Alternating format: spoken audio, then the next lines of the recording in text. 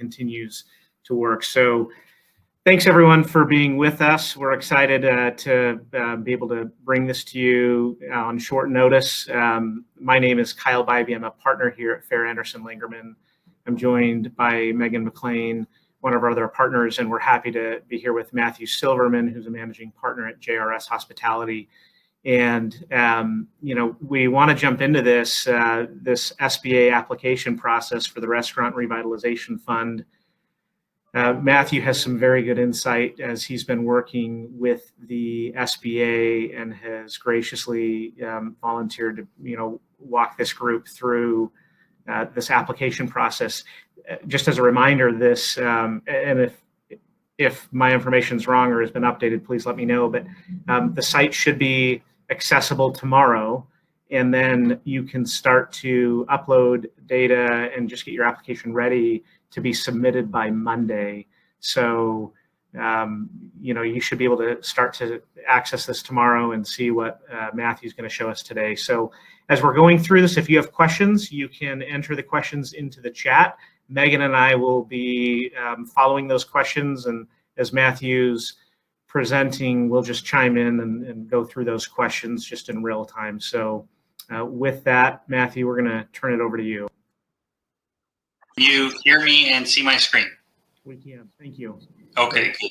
I just wanted to check before I get started. So I'm going to try and go through this as quickly as possible, spending really the most amount of time on three topics that are the most important.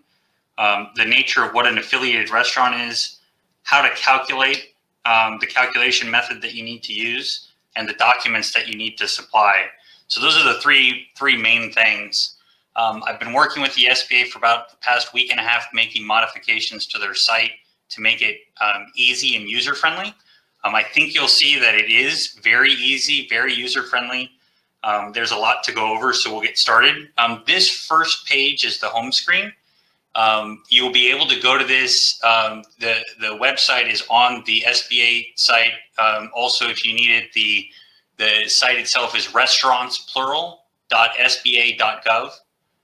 So that's the website. But again, if you go to the SBA site, it'll be linked on there. This page, so on the left-hand side, Kyle was correct that tomorrow, I believe 9 o'clock Pacific time, they'll open it up to register. So what you need to do is go on and register to start your application.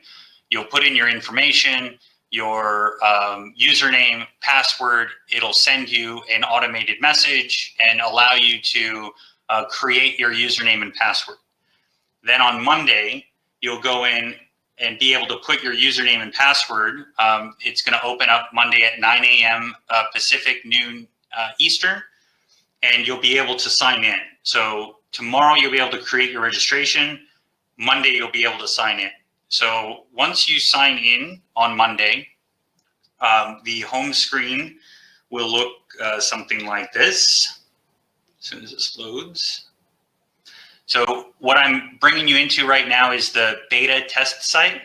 So it will look almost identical to this, if not identical to this. We're still making a few changes, but as you can see, it'll have just some basic information that you should make sure that you have before you start.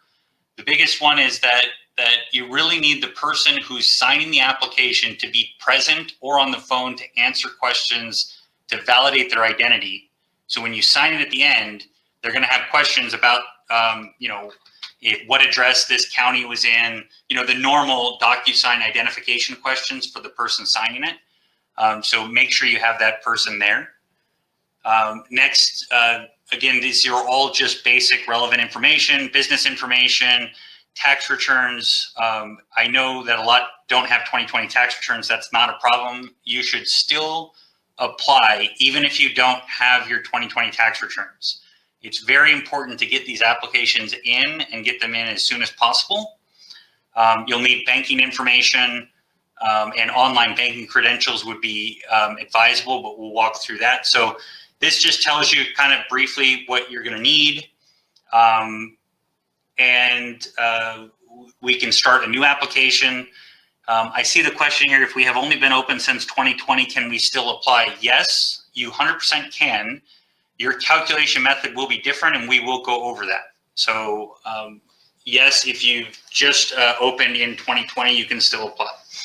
So as you see here, I have 2 applications that I've started.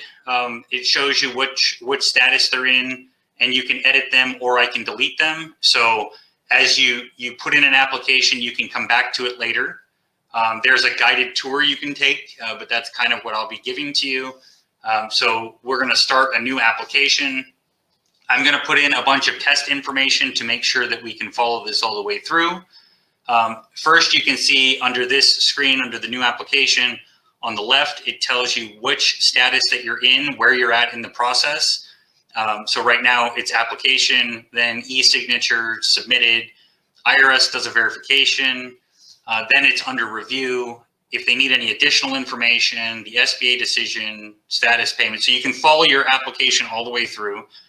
It tells you here what your awarded amount or your calculation is, which it will automatically fill as soon as we get to that point. On the top here, these are all of the different pages of the application that we'll need to fill out. You can save the application and come back to it, which is a great feature. These are also the messages or emails that they will message you about the specific application. So if they send you a notification, you'll go to the home page, you'll pick the application, click messages, and you'll be able to see any communications that they have if they have a question for you. So that's kind of the way that the home page works. First thing is to declare your eligibility, to make sure that you're eligible for this grant application. So in order to be eligible, all of these answers have to be no. The majority of the businesses I think that are probably listening to this are will qualify for this. So it can't be a state or local government operated business. With the affiliated businesses, you can't have more than 20 locations. So if you're a big chain restaurant, you can't have more than 20 locations. So hopefully you have less than 20 and then you can apply.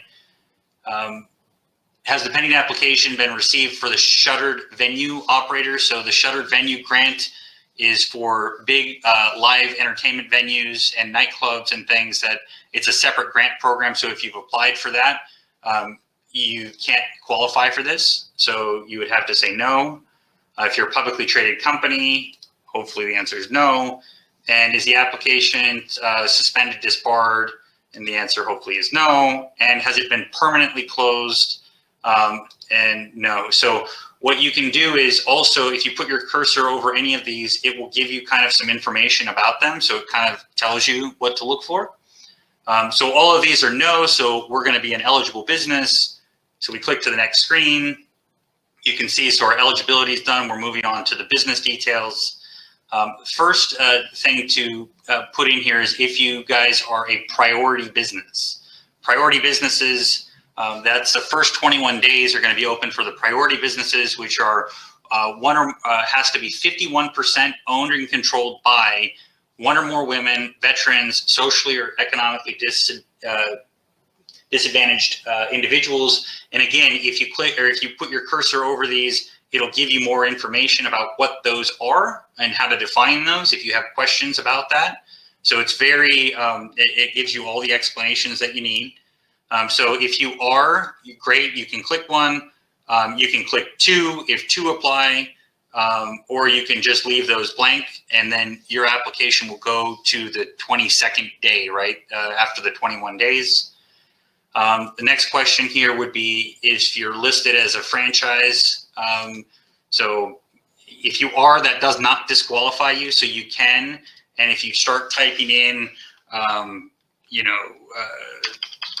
if you start typing in the information, it will actually pull up this, so you can put in whichever, like if you're Burger King, you can put that in, and it'll put that information in here for you. I'm going to put no. Has the applicant filed for bankruptcy? No. And then two options, yes, if they're currently operating under it or not. Does not necessarily disqualify you. These two are not eligible, but Chapter 11, Chapter 13 is. I'm going to put no. Next is you select the type of restaurant you are. So you can select many that qualify to you. So if you're more than one, so if you're a restaurant, caterer, have a bar, you can click all three, or just one, whatever you want. That's pretty, I think, self-explanatory. Next, business information.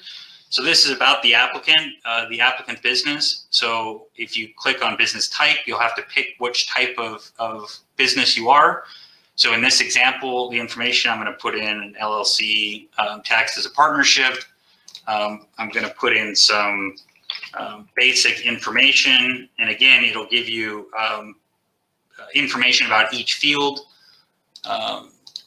So your DBA name, if it's different.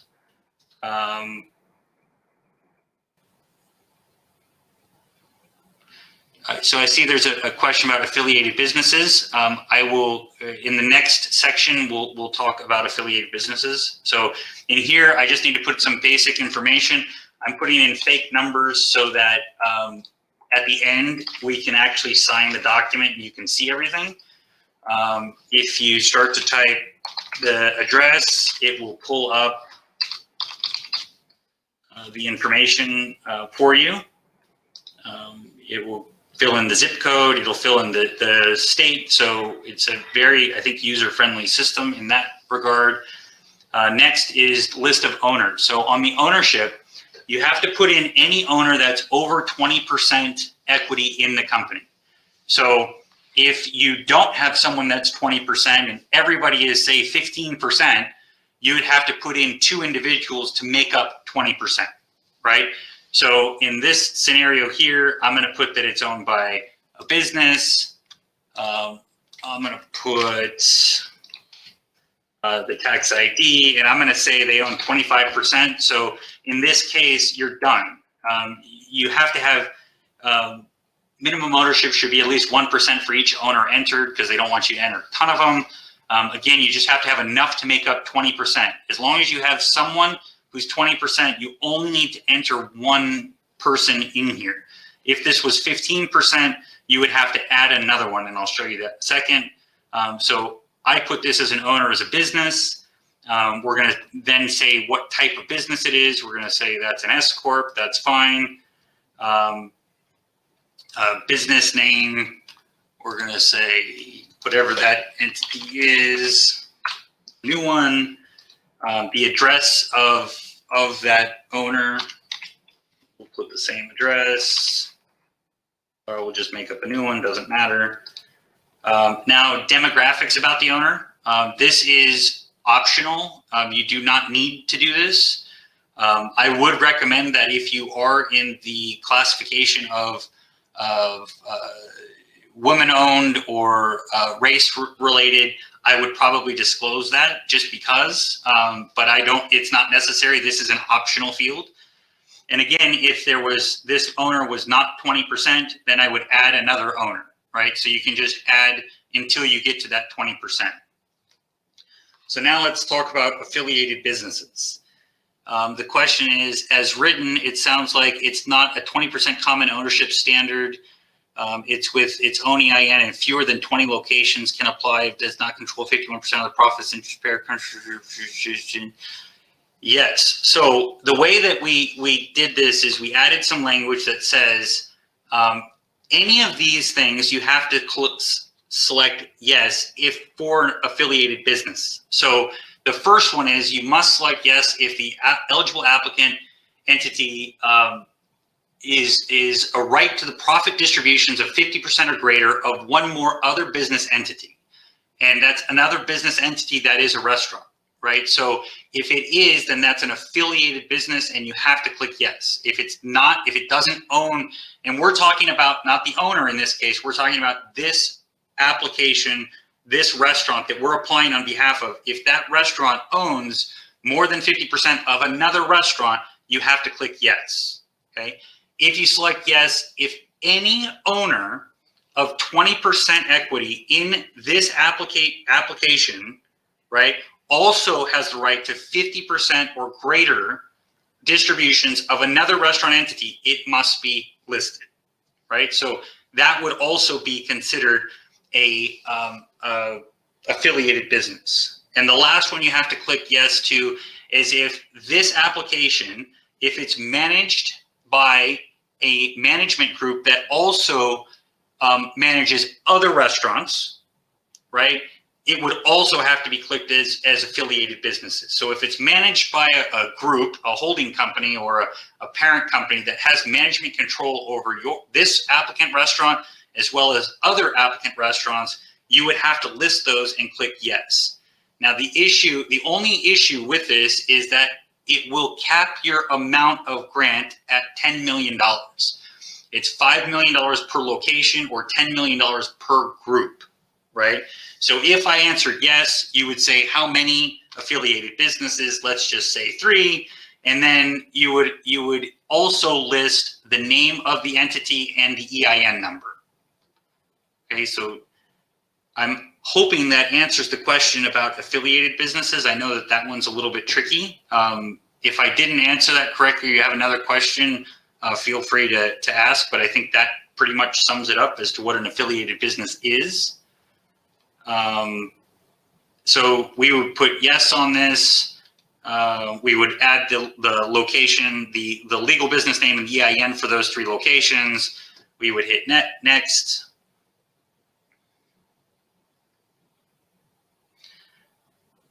Okay, so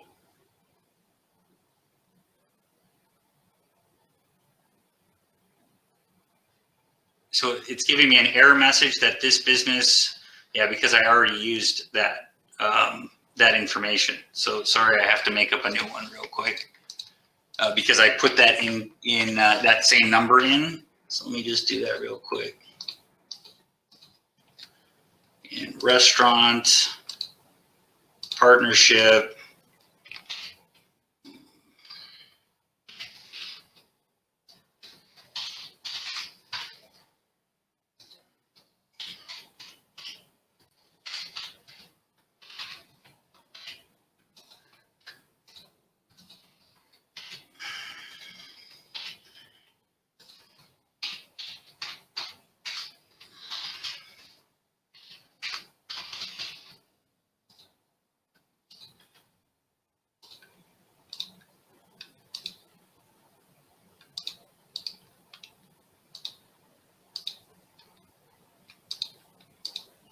So this will just put a person and a social.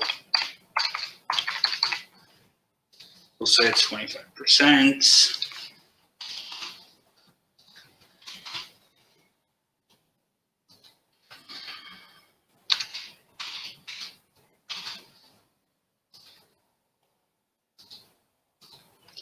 Don't need any of that, and we're going to put affiliate businesses. I'll put no. Okay, so it took that information.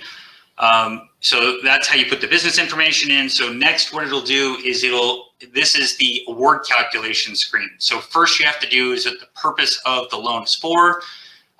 Most likely, I would suggest doing all of these. These are all qualified expenses that you can use. Operating costs, rent, utilities, debt service, food and beverage supplies, maintenance. So I would use most of these or whatever applies to you. Next, you have to put in your PPP loan information. Now, these will automatically populate based on the tax ID number that you put in for the business. I have tested that, it works. I just didn't put in an actual one. So if for some reason it didn't pull this information for you, you could type them in. Or you can add a loan if for some reason it didn't have it, but it should pull the information automatically for your first and second PPP, the loan number and the amount. So you should have those available, but I've done quite a few of them now and it's worked every single time. So I wouldn't worry about that too much. And next you have to put in your date of operation. So first one I'm going to show you is a restaurant that's been open for a long time. Majority of people probably have. So if I just put February 1st, it tells you which calculation tables you can use. I did February 1st, 2018. So because of that, you can use table 1 or table 4. Now the difference between these, table 1 is for anybody that's been open prior to 2019. So the majority of people will probably be this table 1. Table 2 is what you use if you've been open partially through 2019. And Table 3 is what you would use if you began operations between January 1st, 2020 and March 10th, 2021. I know the question that was asked earlier, this is the calculation table you would do. Based on your date, it'll tell you which ones you can use. And then the fourth one is this is what you should use if you had multiple restaurants that are affiliates that are greater, that it would make your award greater than 10 million. This one will allow you to change the amount that you're asking for to reduce it to make sure that you're under that $10 million cap, right? So it's the same as table 1, but it gives you the option to reduce the amount based on that. The question is, want to clarify something you said. If any owner of greater than 20% of an eligible entity is entitled to greater than 50% profits of the eligible entity, then they are affiliates. That's correct. As long as it's a restaurant we're talking about, not some other business. So if an owner that has greater than 20% equity in the applicant company also has greater than 50% of another restaurant, their profits and eligible, then it is affiliated. You have to count that as affiliated. So in this case, we're going to go back to these tables. Again, you can pick number 1 or number 4. This one is number 1 I'll pick because that seems to be most likely the majority of people would be this. It's going to ask you now for gross receipts amounts. These gross receipt amounts, you can use different numbers, whatever is easiest for you to prove. You can use tax return numbers if you have 2020 tax returns. If you don't, you can use POS numbers to verify those.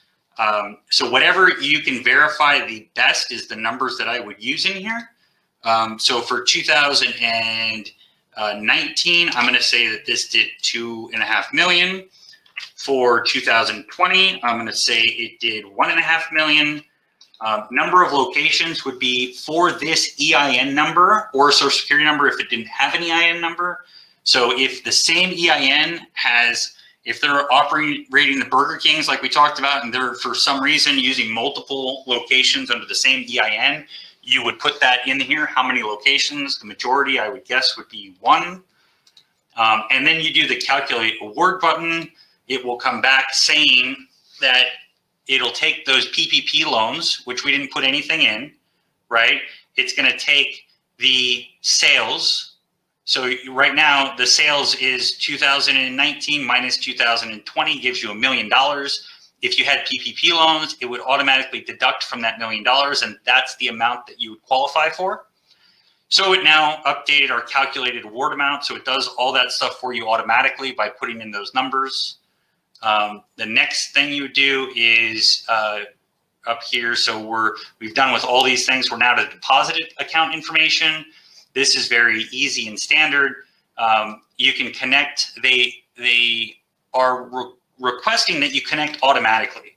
So this is just like if you were setting up QuickBooks or anything else. You would pick your bank. You would put in your username and password, and it'll automatically connect to your bank account. They also want to make sure that the bank account you're connecting to is the operating bank account of the business. So they're going to ask you for bank statements for that operating account, and those bank statements should match the account that you're putting the money into. They don't want the money going into some other account. So it's important that the bank account you connect is your operating account because you'll have to provide those statements. If for some reason you cannot find your bank under this automatic, you can do a manual entry. They want you to certify that they want to make sure that you don't mess up the numbers because that could cause an issue. If you put in wrong numbers, it could delay the process. So here I'm just going to put in, again, standard banking account numbers and routing numbers, put a checking account. Great. So we finished the deposit account. So next it comes to the documents. The documents are where you really need to pay attention to. So the first thing, since we're using, and this is different based upon the table you're using. So you selected table 1, based on your award calculation, it's saying I still have documents to provide. The first one I need to provide is 2019 tax returns. So we'll need to upload that. And then one of the following documents, either 2020 tax returns if it's filed, or like I said before, your point of sale reports, or your externally or internally prepared financial statements, income statements. Now, it tells you here what you've uploaded and what's preferred and what might delay things. So as a priority, I would say that you should do these two documents versus your financial statements. Point of sale records and tax returns are ideal. If you don't have tax returns, I would do point of sale. You can, there's nothing to say you can't also put in these financial statements that are signed by you just to have extra. Extra is not going to hurt, but this is a minimum. You need a minimum of one of these documents for 2020. The next you'll need is 3 months worth of bank statements. So now it comes to the document uploader. This is where you upload. So you're certifying the supporting documents are true and accurate. You can go through and now pick what you're documenting and what you're doing. So what I would do is this will be the first one is the 2019 tax return. So I would just say 2019 tax return, and you just hit choose a file, and we'll do the test one I put in there and upload.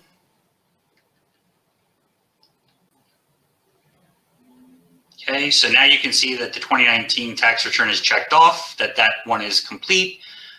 You can see down here at the bottom, we have 2019 tax return. It's the supporting document for 19, and that's the file. You can delete it, view it, you can do whatever you want, even after you upload it, so that's fine. Next one, we need a 2020 document. So let's do,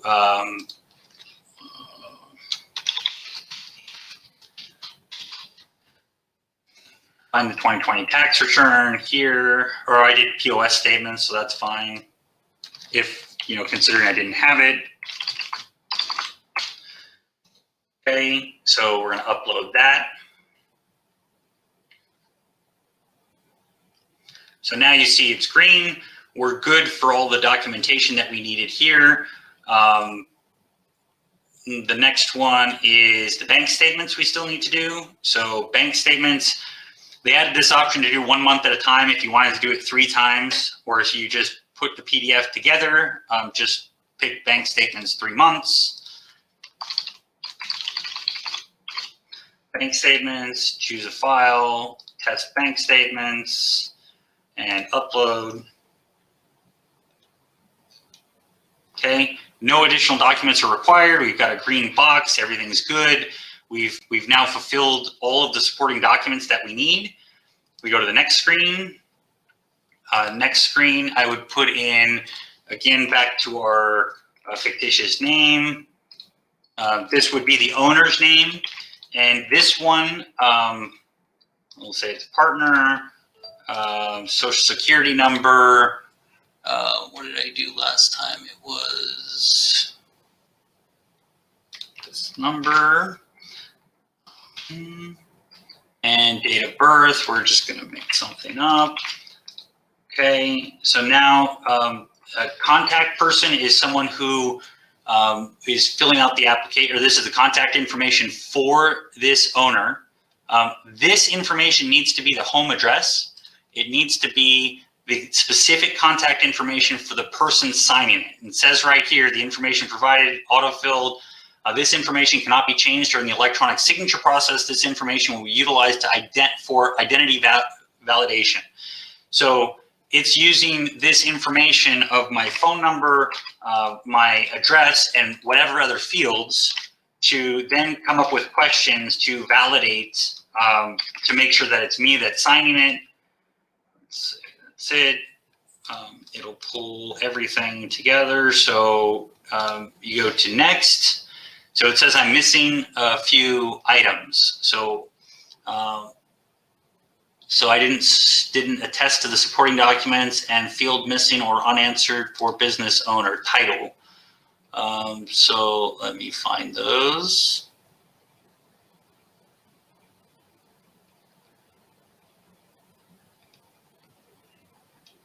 title.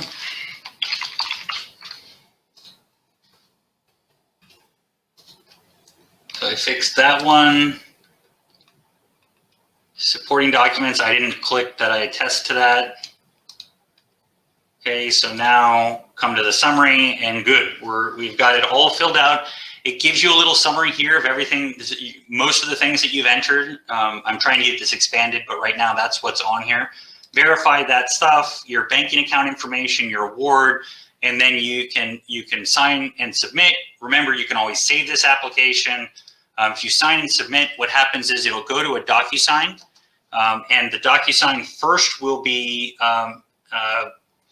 it will add your, it makes you verify your information, says I'm from this county, whatever else. Once you do that verification under the test model here, it doesn't have that verification because I entered that fake information.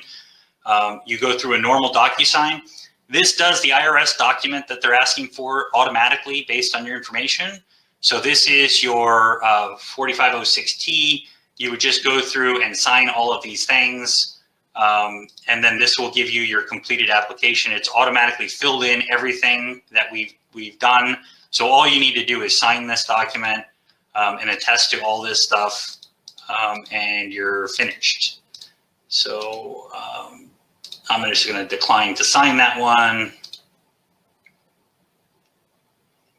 It'll put us back in the portal, and it says that I declined it. So if you exit your wizard, go back to the beginning, you can see that this application, it gave me an ID. It says the e-signature is processing. So that's good. Now, if you want to look at, let's look at this one. Yes. So this one, for the question that was based on 2020 opening. So in here, I put that it was opened on 9/23 of 2020. Based on that, it picked calculation table number 3. So this is really the other one that I think the majority would be. One of the questions is when it asks what kind of company it is there an option for LLC tax to disregarded entity? That is a good question. Let me see.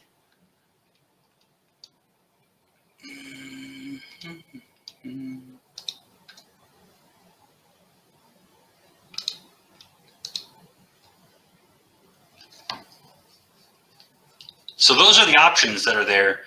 Kyle, do you have a suggestion? Do I need to have them add something for that, or is there something else you pick?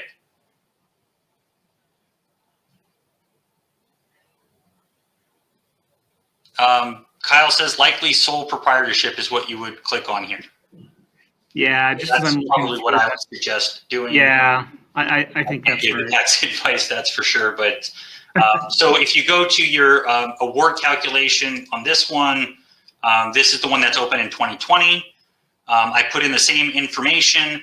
The only difference here is that what you do if you're open in 2020 is you take your gross sales through March 11th of 2021. In this case, I put $1,082,000, and then your eligible expenses, right? Eligible expenses, there's a list of what are eligible expenses. You take your eligible expenses, subtracted by your gross sales, subtracted the PPP. It does that automatically. It gives us our award calculation. Now, when you go to the supporting documents, you need some other documents because of this, because it opened in 2020. So the first thing you need to provide is either your 2020 tax return, and if it's done, and if it's not, your POS reports. So that's the first one. And you need to provide documentation for your eligible expenses. The fastest review and best way to do it is to get a third party accountant, bookkeeper, or CPA to write a letter and include the profit and loss statements, balance sheet, or list of all the eligible expenses and upload that document. That is the best way. If you don't have that, then again, you can add all of these things, but it's a lot. You would need a lot of things, something from the lender alone. You would need your externally or internally financial statements. It's just a lot more difficult. It'd be much better if you get this. It just makes it faster to have the third-party accountant, bookkeeper, CPA. Again, you go through the process of uploading the documents just like before, and that's it. That is anybody who opened in 2020. There was a question on affiliated businesses I'll get back to. And if affiliated based on the ownership test, even if separate companies and EINs, then you have to add up the number of restaurant locations owned by all affiliates. And if greater than 20, you are not eligible. That is correct. So if you also own more than 50% of, say, 25 businesses, and you own more than 20% of this business, you would not be eligible. If it's only 10 businesses that you are associated with, then all that would do would cap you out at the $10 million, right? That would be the purpose of the affiliated businesses there. But yes, if you're over 20 locations and you own more than 50% of it, then yes, that would disqualify you from the program. So I think I've covered everything in here. I'm happy to take any more if there are more questions that I haven't answered. I'd be happy to, but otherwise, I really don't have much else. So question, what is an inn, and would a small casino, bar, restaurant, hotel qualify as an inn? Similar place of business with places that assemble so long as it can show greater than 30%. Yeah, I would say yes on that. And I would say, in my opinion, you should apply. And if they find an issue with it, they'll kick it back to you. But I would think as long as your sales are more than 33% came from on-site food and beverage, I would definitely apply and let them tell you differently. But that would be my recommendation on that.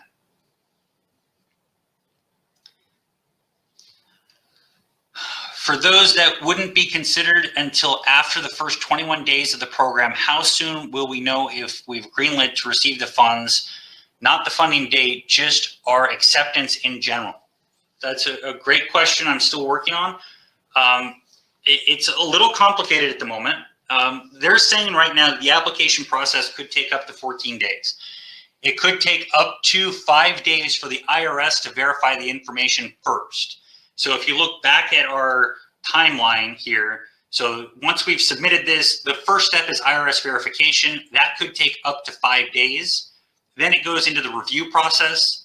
I'm being told that it could be a total of 14 days. So that would mean that there's another potential 9 days in review.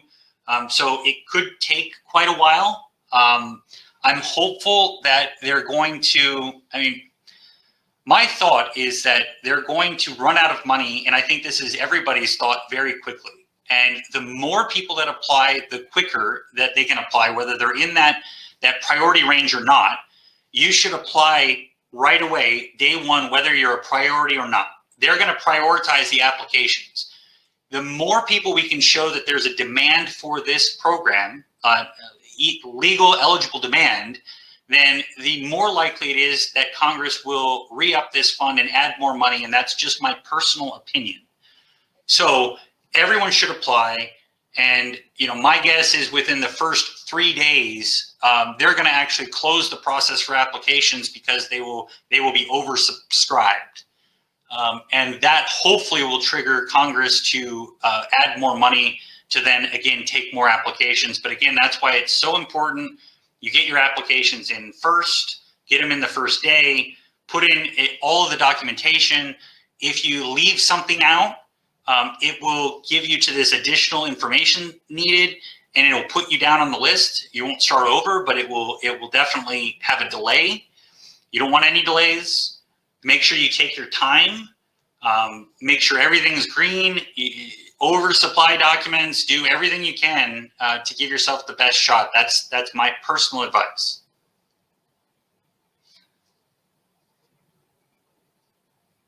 Kyle, I'm not sure if there's any more questions, but I think I've answered everything so far. Yeah, I think so. And you just answered what I was going to ask, which was, is there anything from your conversations with the SBA that would hold this up or might create an issue as they're going through the verification process or the review process? What's that? I could not hear you. I'm sorry. I just the volume's on now. Oh, so I'll talk louder. I think you just answered the question, but it was as people are going through this process, is there anything that would create a slowdown or any issue with their application, that they should be aware of up front? No, I don't. I think just having all of the information that I just went through, having that already.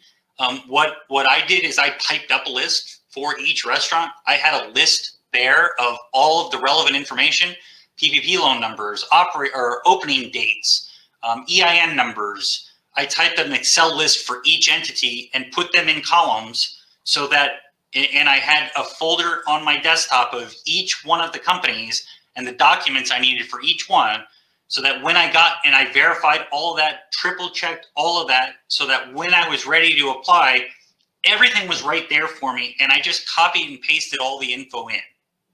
So that's what I would recommend. That'll make the application process go a lot quicker. If you have to stop and look for stuff and have to verify stuff, and you also don't want to feel like you're in a hurry. Trust me on that. I made mistakes on these test ones, and I've treated these test ones as real for them. I've made mistakes, and it's really important that everybody just takes their time. I actually changed this from saying, it used to say 10 minutes. I changed it to 20, just so that it would, hopefully give people a sense of that, they should take their time. So the question is, so the action for tomorrow is just to register, quick and easy, no supporting document. Correct. So tomorrow is the registration. All you're going to need to do is put in your, I can't remember exactly, but I believe it's just your email address, your name. It'll ask you for a username and a password to set that up. You won't even need an EIN or anything else. All you're doing is getting an access to the system, so that when you are eligible to log in, under here, you can put in, you'll have a username and password that is already in the system, because it will send you an email. It'll ask you to verify your email, very similar to many websites out there that you're getting access to.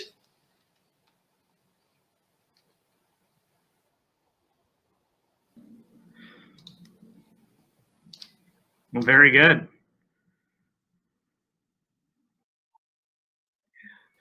No, if no one else has any other questions, first of all, Matthew, thank you so much. This has been very insightful.